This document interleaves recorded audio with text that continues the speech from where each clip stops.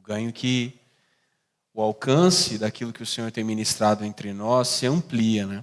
Apesar de todas as dificuldades inerentes desses equipamentos eletrônicos, dos quais eu não sou o melhor amigo. Eu vivo quebrando as coisas. O Bruno é testemunha. Eu vivo quebrando, perdendo. Foi mal, Bruno. Atrapalhar tanto o seu trabalho. Trabalho de todo mundo da nossa equipe ali. Irmãos, hoje é uma reunião muito especial, porque nós vamos começar uma nova série, como os irmãos podem ver, cujo título é Superabundante Graça. Superabundante Graça. E ela é uma exposição da carta de Paulo aos Romanos. Não? Exposição da carta de Paulo aos Romanos. A gente não combinou o gesto. Exposição da carta de Paulo aos Romanos. Né? Algumas coisas que nós queríamos destacar aos irmãos, já que nos últimos tempos o Senhor tem nos levado por um caminho de rever do princípio todos os nossos princípios, do princípio todos os princípios, né? Todas aquelas bases da nossa fé.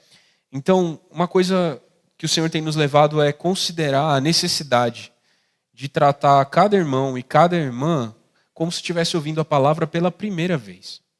Não porque os irmãos são ignorantes, mas porque há sempre algo de novo a se compreender sobre o Senhor.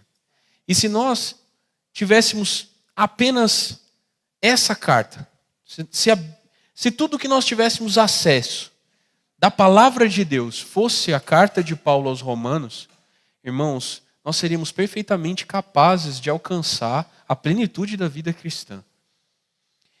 A carta de Paulo aos Romanos é um dos livros mais importantes da Bíblia. E é muito estranho você dizer que alguma das partes da Bíblia é a mais importante, né? Se a gente tem gostos pessoais. Eu, por exemplo, sou um grande fã de Isaías. Amo Isaías. No Novo Testamento, tem porções maravilhosas. Eu, pessoalmente, amo Efésios. Puxa, Efésios dá para cantar inteirinho. Mas Romanos, ele ocupa uma posição especial, porque em Romanos, Paulo reuniu a plenitude do ensino sobre o Evangelho nessa carta.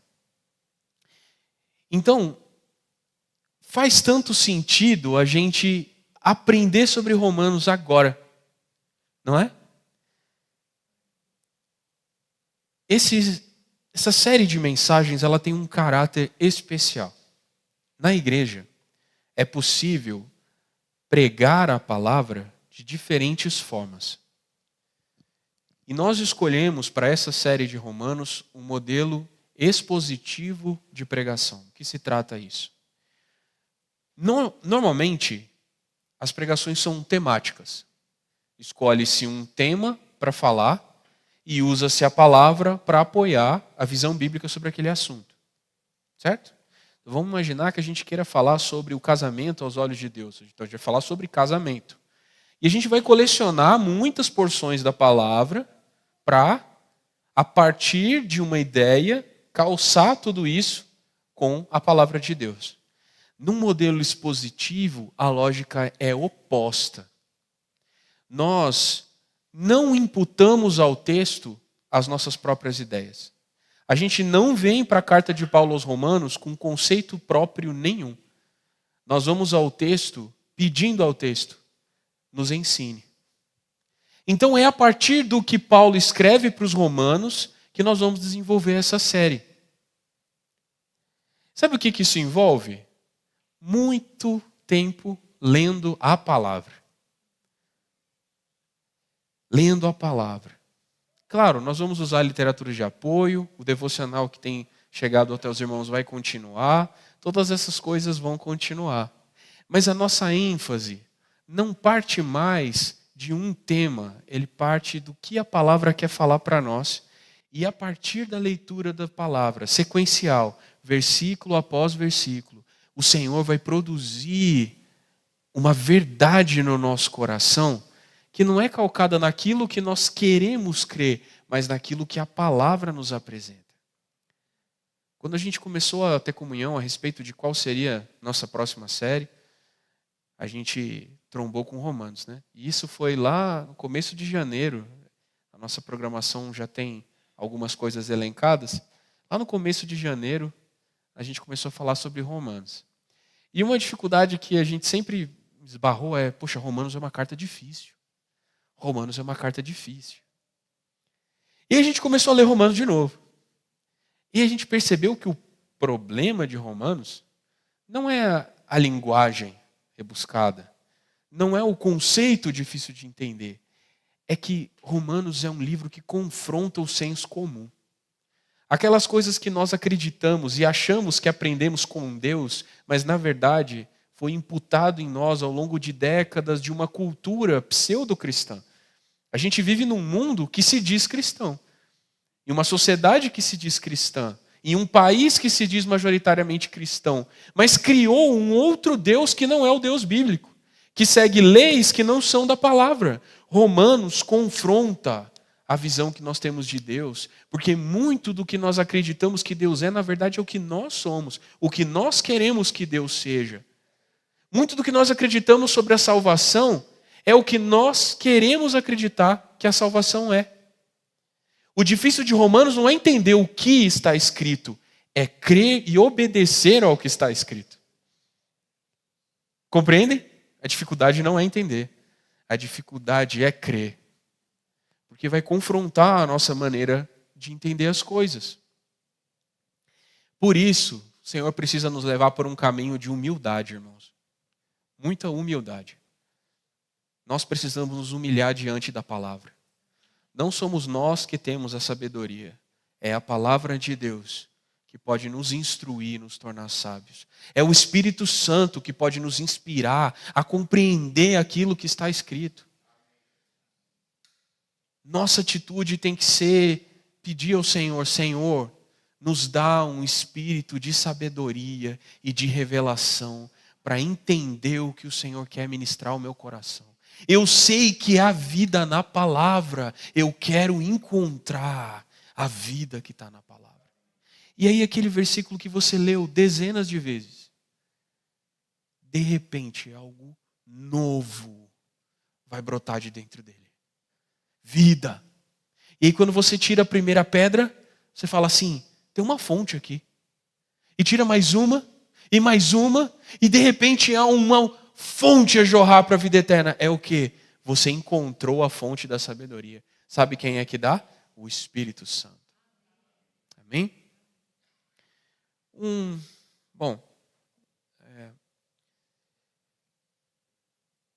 Sobre as cartas, pode pular, eu acabei. Isso.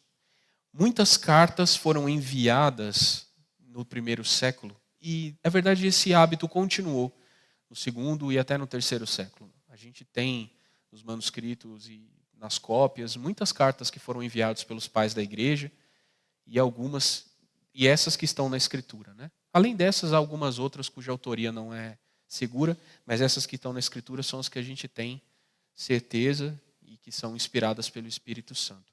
Por que tantas cartas foram enviadas no início da igreja? Porque o evangelho se expandiu muito rápido. E ele não se expandiu rápido porque os apóstolos queriam que isso acontecesse. Porque os apóstolos, logo que receberam o Espírito Santo, viram o sucesso da igreja em Jerusalém, né? 3.000 pessoas, 5.000 pessoas, e era muita gente para cuidar. E eles falaram, não, a gente tem que cuidar daqui, a gente tem que cuidar de casa. Olha o tanto de gente nova que tem aqui. Olha o tanto de gente que tem para ensinar. Não dá tempo nem para comer, vamos fazer. Só que o Senhor também tinha pressa. E a pressa dele era que o evangelho chegasse aos confins da terra logo. Então, levantou-se uma perseguição muito séria em Jerusalém e todos foram espalhados. Mas quem que foi espalhado? Só os apóstolos que tinham andado com o Senhor, que conheciam só a história, toda a história? Não, todo mundo que invocava o nome do Senhor foi espalhado. Então, irmãos com diferentes níveis de conhecimento de Deus, diferentes níveis de experiência na palavra, foram parar em cidades em que não havia ninguém além dele. Ele e a família dele. O que eles fizeram? Chegaram na sinagoga e falaram, sabe o Messias que vocês estão esperando? Já chegou, é Jesus e ele ressuscitou. E todo mundo, que história é essa? E ali começou uma nova igreja. E aí, em outra cidade, a mesma coisa. Em outra cidade, a mesma coisa. O evangelho se expandiu muito rápido. Só que, cuidado por pessoas que não tinham tanta experiência assim no Senhor. Os apóstolos e aqueles irmãos que tinham mais conhecimento ajudavam essas igrejas por meio de cartas. Quando chegava uma notícia, e considere que uma notícia podia demorar muito tempo para chegar. Quando chegava uma notícia, a igreja em Corinto está com um problema. Aí Paulo escrevia uma carta. 3 meses depois a carta chegava. Às vezes o problema já tinha estourado, já tinha resolvido. O tempo era outro, o ritmo de vida era outro. Hoje, você está com um problema com o irmão, você manda um zap para ele, está tudo certo. Mas naquele tempo não era assim. Graças a Deus que isso aconteceu. Porque fragmentos preciosos da comunhão das igrejas, da comunhão dos apóstolos, chegaram até nós porque as igrejas guardaram essas cartas. Amém? Só Paulo escreveu 25% do Novo Testamento com cartas. Outra coisa importante, quando você fala de uma carta, é quem é o autor, certo? Pode passar. O autor da carta aos Romanos, o outro, o posterior. Pode passar. O autor, não, acho que você passou muito. Você pode voltar 2. Aí, o próximo. Oh, Jesus. Paulo era um testemunho vivo. Paulo era um testemunho vivo por quê?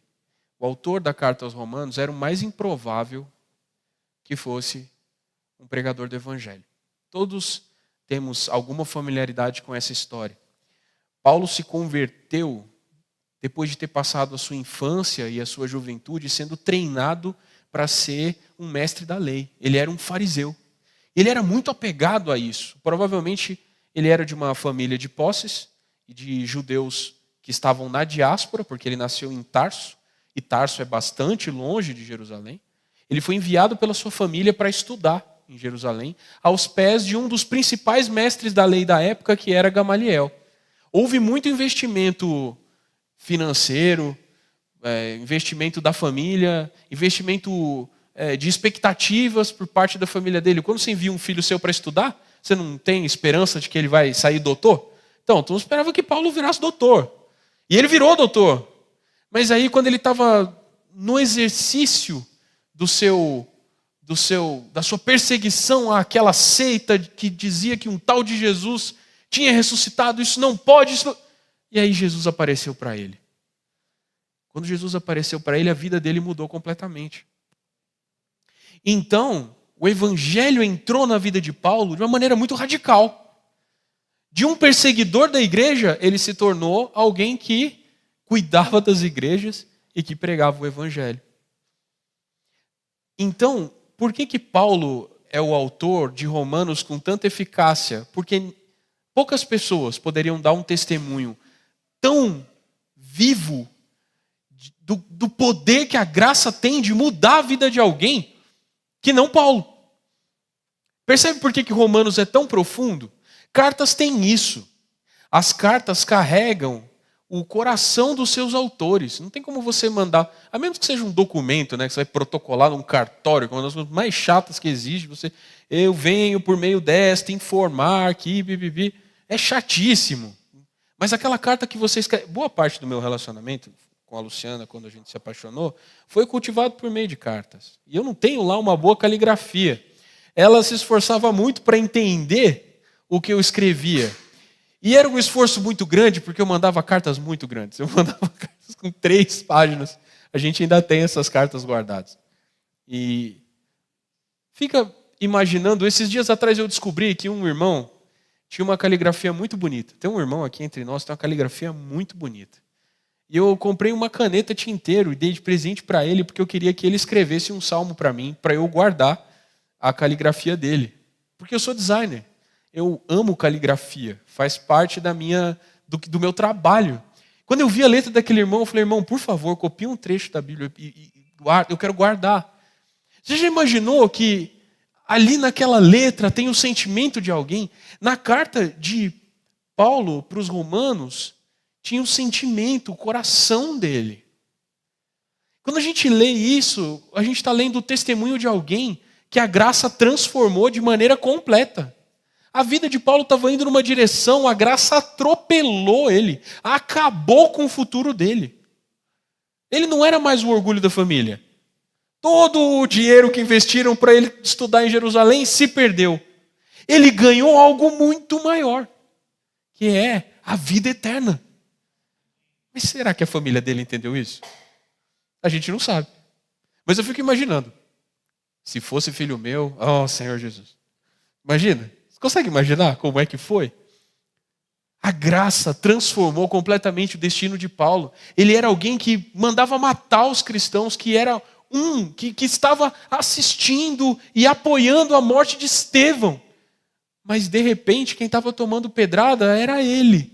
Pela mesma razão que Estevão foi apedrejado, Paulo também foi. Só que Estevão não sobreviveu. E Paulo, o Senhor poupou, porque ele ainda tinha cartas a escrever que chegaram até nós. Próximo slide, por favor. A igreja em Roma, os estudiosos divergem um pouco sobre a partir de quando que a igreja em Roma começou, mas há um historiador romano que afirma que no ano 49 depois de Cristo já havia muitos cristãos em Roma. Então, para um historiador romano, eu vou enviar para os irmãos os slides depois, para os irmãos poderem consultar. Para um historiador secular enxergar que havia um grupo chamado de cristãos numa cidade com 1 milhão de habitantes, que era a metrópole do mundo, era a capital do mundo, o mundo conhecido inteiro, o mundo civilizado, entre muitas aspas, inteiro, estava debaixo do governo romano. Ali era de onde saíam todas as decisões, todo o poder era exercido ali. Quem que ia ligar para um bando de judeus esquisitos, seguidores de um ressuscitado? Então, se o historiador secular notou os cristãos, é porque o número deles já era significativo, em 49 depois de Cristo. Ou seja, pouco tempo depois da morte do Senhor. Se o Senhor morreu em 33, 49, não é tanto tempo assim. E mais, o evangelho tem um poder de infiltração muito grande. Ele tinha entrado na casa de César. Havia irmãos entre os centuriões, entre os poderosos do exército romano. Havia irmãos entre os da família dos senadores, da família dos políticos, das pessoas ricas de Roma. Mas também havia entre os escravos. Também havia entre as pessoas das camadas médias da sociedade. A igreja de Roma era uma igreja muito diversa. Tinha gente muito rica, tinha gente muito pobre. Tinha gente judeu, tinha judeu da dispersão, tinha romano, tinha grego, tinha bárbaro. Como é que você cuida de uma igreja assim? Porque uma igreja que todo mundo é parecido é fácil, você sabe como falar, você sabe como... Uma igreja em que todo mundo é diferente, como é que você cuida? E mais, não se sabe até hoje quem foi que plantou a igreja em Roma. Embora a tradição católica afirme que foi Pedro, é bem pouco provável que tenha sido Pedro, porque Pedro é visto em Jerusalém em oportunidades que bateria no templo. Então Pedro estava em Jerusalém. Pedro terminou os seus dias em Roma. E isso é quase que consenso. Os especialistas dizem que Pedro terminou os seus dias em Roma, tanto que ele foi martirizado em Roma. Ele foi crucificado de cabeça para baixo em Roma por ordem de Nero. Mas quem plantou a igreja não ficou registrado.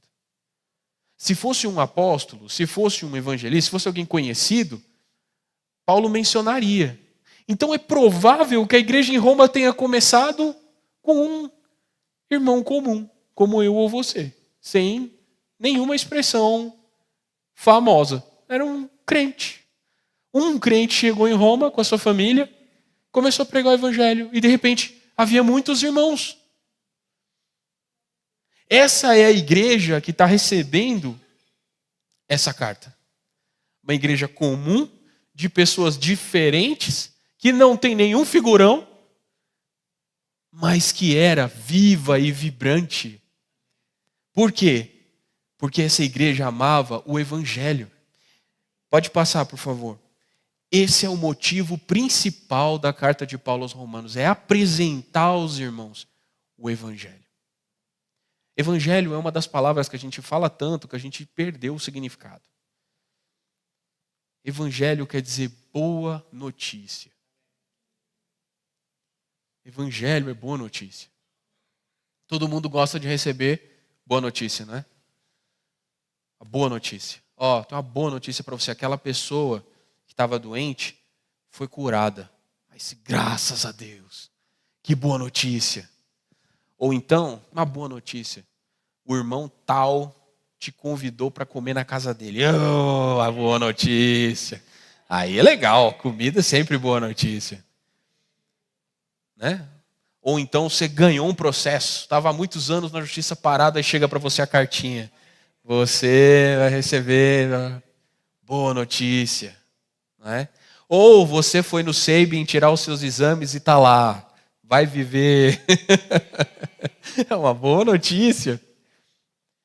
Mas a boa notícia, maior de todas, é que o Senhor veio. O Senhor veio, Jesus veio. Essa é a maior notícia. Esse é o Evangelho. O Evangelho não é a respeito da sua salvação. O Evangelho não é a respeito do quanto Deus é bonzinho com você. Não, o Evangelho é uma pessoa. Claro, envolve a sua salvação, porque Jesus te salvou. Prova a bondade de Deus, porque Jesus prova a bondade de Deus. Evangelho é graça, porque Jesus é graça. Evangelho é verdade, porque Jesus é verdade. Evangelho é uma pessoa. Jesus é o Evangelho de Deus. A boa notícia que Deus tem para contar ao mundo é Cristo. Você já parou para pensar que é isso que nós pregamos? Nós não pregamos uma história, nós pregamos uma pessoa que está viva e se mexendo. E que nos alcança na miséria do nosso pecado, na ignorância dos nossos dias de trevas. Ele é a luz que brilha aos nossos olhos. Você estava morto, incapaz de ouvir e crer. Não pense que foi você que respondeu a Deus positivamente. Houve primeiro o Espírito Santo como a centelha de graça que te alcançou e reviveu os seus ouvidos mortos para que eles pudessem ouvir. Reviveu o seu coração morto para que ele pudesse crer. Reviveu a sua boca morta para que ela pudesse confessar. E a partir daí, ele te deu vida e mais vida e mais vida. Nós podemos contar isso porque nós, assim como Paulo, mudamos a trajetória da nossa vida porque um dia Cristo entrou nela. 3 palavras são fundamentais em Romanos. Eu escolhi essas 3, mas pode ser que haja outras. Justiça, graça e fé. Justiça, graça e fé. A justiça de Deus não é a nossa. A nossa justiça é vingança. A gente quer ver quem errou pagando. A justiça de Deus é que um inocente morra em lugar do culpado, para que o culpado seja considerado inocente. A justiça de Deus é completamente diferente da nossa. Ele fez Cristo se tornar a nossa justiça. Ele não inocentou o culpado, mas fez com que outro pagasse, para que nós não sucumbíssemos à mão de justiça de Deus. Portanto, ele é justo, porque recebeu aquilo que era devido. E é justificador, porque foi ele quem pagou. Isso não existe no direito. O direito romano não prevê isso. E é por isso que a justiça de Deus, ela é loucura para os homens. O conceito de justiça que Romanos apresenta não se encaixa na nossa capacidade de entender, mas a gente é forçado a crer se quiser que essa justiça se aplique a nós. Quer que Deus te considere justo? Então creia que Ele é justo e justificador. E não tente convencer Deus de que a sua justiça vale alguma coisa, porque ela nada vale. Deixe Cristo ser a sua justiça e você será justo diante de Deus. Graça, a gente considera que é um mimo, né? A graça é um mimo. Recebi uma graça, recebi de graça, ganhei um livro de graça. Não, isso eu paguei. Mas, né? De graça. A graça de Deus custa muito caro para Ele mesmo, que se viu em algum momento privado de seu filho que estava sofrendo. Não que eles tenham se separado de maneira completa, mas o pai viu o filho, que era santo e puro, ser imolado e considerado um malfeitor, o maior de todos os malfeitores, por nossa causa, porque ele carregou todos os nossos pecados sobre si. A graça de Deus sangrou na cruz. Então, a graça de Deus, ela dói. Mas por causa dessa graça que doeu em Cristo, as nossas feridas foram saradas. As nossas chagas foram curadas. A graça de Deus é tão abundante que onde o pecado reinava, ela agora surfa numa onda de graça que não tem fim. E fé para Deus não é a mesma coisa que fé para nós, porque a gente considera a fé como autodeterminação, a capacidade de acreditar e de tanto acreditar a gente torna a realidade. Fé para Deus não é isso. Fé para Deus é confiança na obra de outro, e esse outro é Cristo. A fé não exige que você se determine, a fé exige que você confie. Ter fé em Deus é entregar-se a Cristo de maneira completa e saber que por si mesmo você é incapaz de agradar a Deus, mas porque Cristo escolheu ser a sua justiça e pela graça você recebeu. Então a fé age no seu coração e assim você se dobra diante do Senhor e desfruta de tudo que Ele é. Romanos tira o controle da nossa vida das nossas mãos e coloca nas mãos de Cristo. E fala assim: você tem tudo o que tem, porque a graça te deu. E você continuará tendo, porque a graça te sustentará. É uma vida de confiar em Deus. Romanos prega uma vida de confiar em Deus. Quer ser livre do pecado? Confie em Jesus. Quer desfrutar de uma vida abundante, cheia de sabedoria? Confie em Jesus. Como que eu faço isso? Confie em Jesus. Eu não sei. Você precisa confiar em Jesus. Na sua experiência, todas as vezes que você achar que está certo, vai Ele e pergunte: Senhor, eu confio que o Senhor está certo. Todas as vezes que você se sentir em pecado, confie em Jesus. O sangue dele pode te perdoar. Todas as vezes que você achar que não pode vencer alguma coisa, confie em Jesus, porque Ele venceu tudo. Entregue-se nas mãos dEle e fale: Senhor, eu posso desfrutar de liberdade do pecado completamente, porque você já venceu. Mas eu ainda não estou vendo isso acontecer. Mesmo assim eu creio. Mesmo assim eu creio. O pecado me venceu hoje, mas amanhã não vai vencer. E aí no outro dia, se você cair, você vai dizer assim: hoje eu tropecei, mas a minha vitória está em Cristo e um dia eu serei completamente livre. De glória em glória, de glória em glória nós vamos sendo transformados. A imagem do Senhor vai aparecendo em nós. A gente vai entendendo o que é graça, justiça, e a fé vai produzindo seus frutos em nosso coração. O trecho da palavra que nos foi proposto falar hoje seria Romanos capítulo 1, do versículo 1 ao versículo 17. Eu queria ler com os irmãos os versículos 16 e 17. Pode ser, produção? Eu estou lendo na NA, isso mesmo. Romanos 1,16 diz assim: pois não me envergonho do Evangelho, porque é o poder de Deus para a salvação de todo aquele que crê, primeiro do judeu e também do grego, porque a justiça de Deus se revela no Evangelho, de fé em fé, como está escrito: o justo viverá por fé. A leitura desses versículos, essa carta, ela mudou a vida de muitos homens que hoje nós consideramos nossos mestres.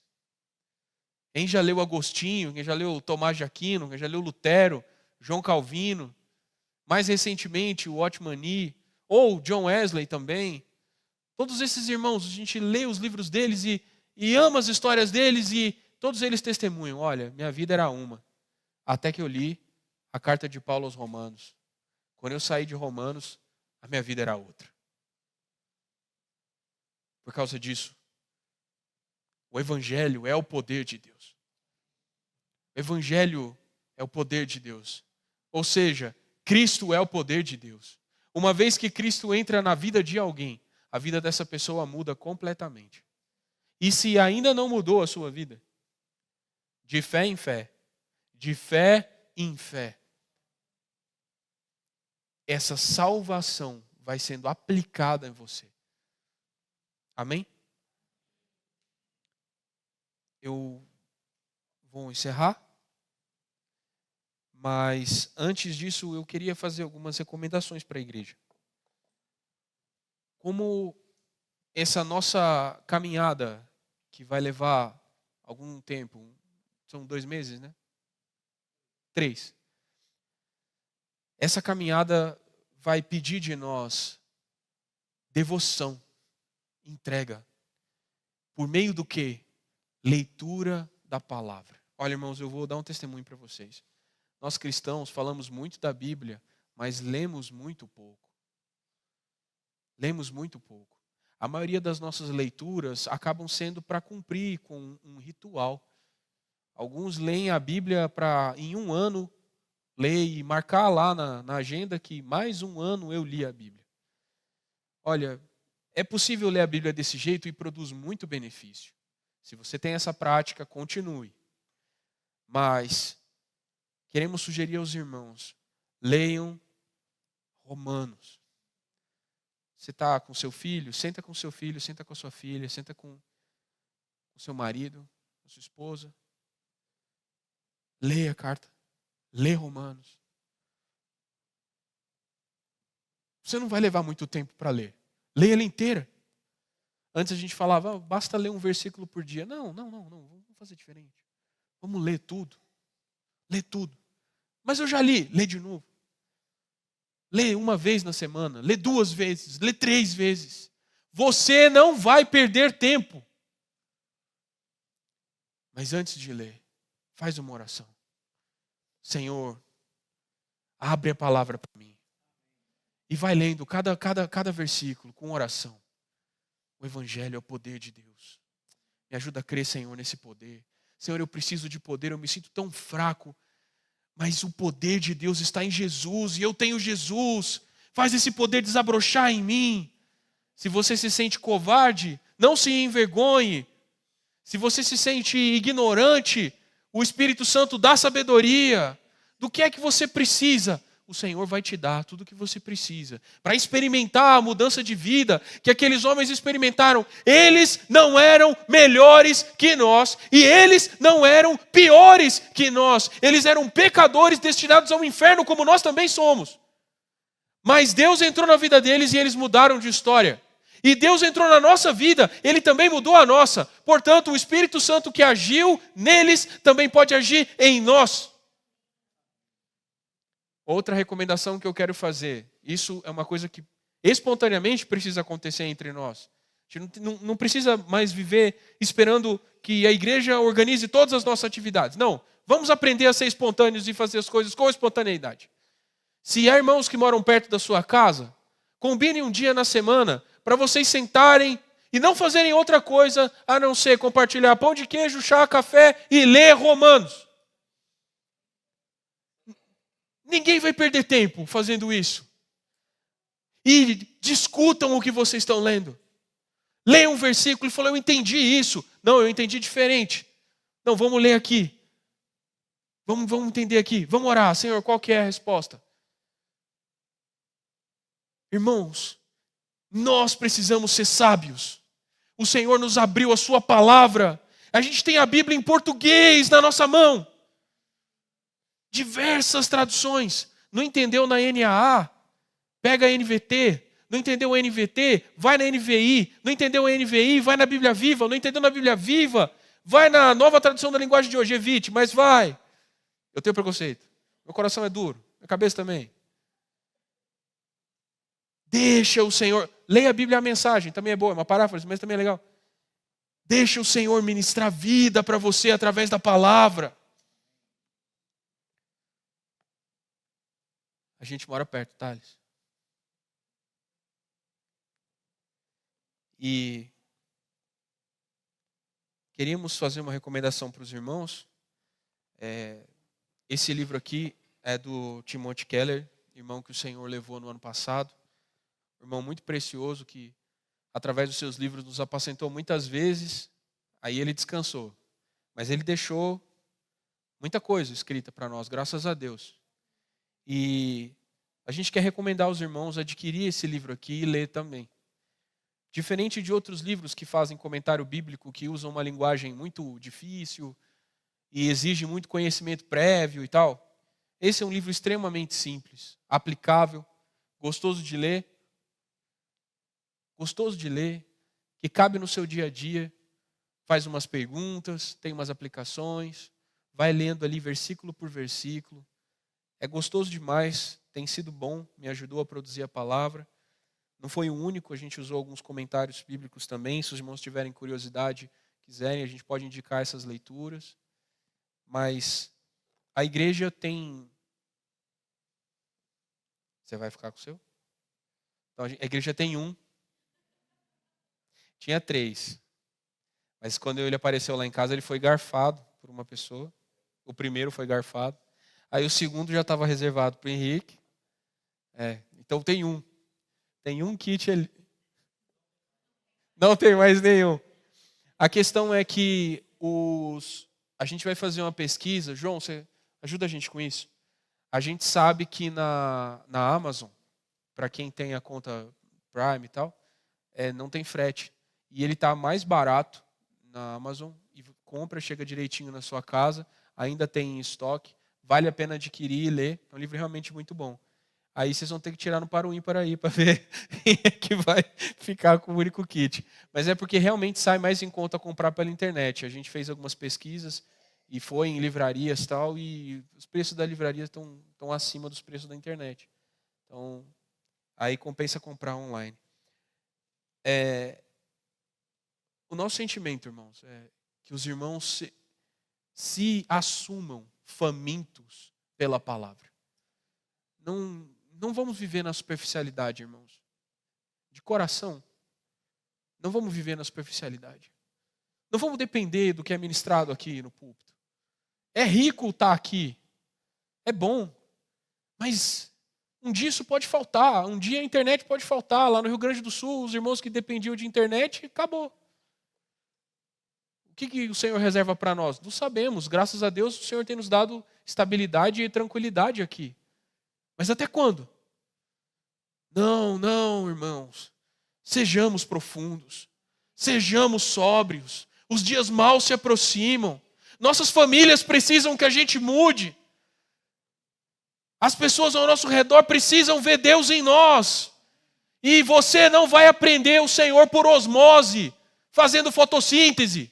Você vai aprender o Senhor lendo a palavra. Ah, mas eu trabalho muito. Sim, todos nós.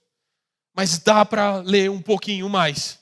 Ah, mas eu sirvo muito. Sim, serve muito e vai servir mais.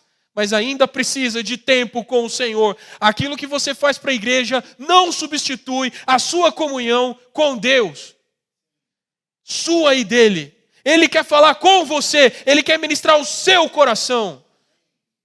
Ah, mas eu estou num grupo de WhatsApp que recebe devocional todo dia. Não substitui a sua comunhão individual com Deus. É maravilhoso ser alimentado, mas é muito legal aprender a cozinhar e fazer sua própria refeição e deixar Cristo ser o seu melhor amigo, deixar Cristo te instruir, a vida de Deus fervendo dentro do seu peito, e você fala assim: cara, eu sou uma bomba, cheio de graça, o frentista do posto que me aguarde, ele vai ouvir de Jesus. O meu colega de trabalho não sabe, ele está passando por muitos problemas, eu estou cheio de graça. Vem cá, deixa eu orar por você, deixa eu te falar uma palavra de Deus. Isso aqui, ó, Romanos capítulo 1, versículo 16. Eu não tenho vergonha do evangelho, porque é o poder de Deus. E é para a salvação de todo aquele que crê. Você crê? Não, eu não sei o que é o evangelho, então senta aqui, deixa eu te contar. Quando a palavra estiver borbulhando em nós, a paixão por Cristo vai brotar nos nossos olhos, as pessoas vão ver que tem fogo no nosso peito. Isso é o Espírito Santo sendo dispensado sobre a sua igreja. Quer poder, quer glória? Palavra. Quando nós estivermos cheios da palavra, o Senhor vai nos capacitar para nós fazermos toda boa